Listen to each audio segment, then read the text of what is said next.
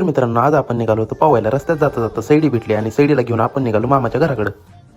मामाच्या घरी पोचतोय का नाही तोवरच मामाचा बकासूर जेवताना दिसला.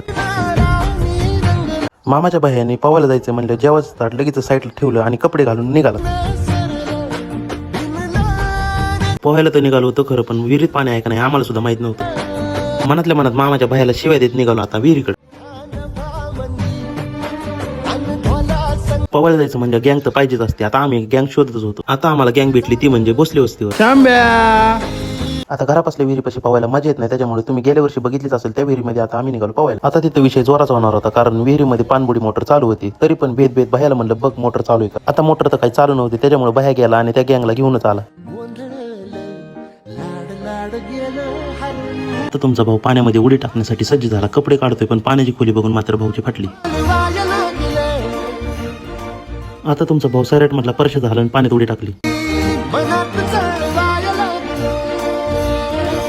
आता सगळं खरं झालं, पण विहिरीतून बाहेर निघायला ठेपाच नव्हता. पोरांनी ओढून मला बाहेर काढलं. तर मित्रांनो, आणखी अशी व्हिडिओ बघण्यासाठी आपल्या अकाउंटला फॉलो करा.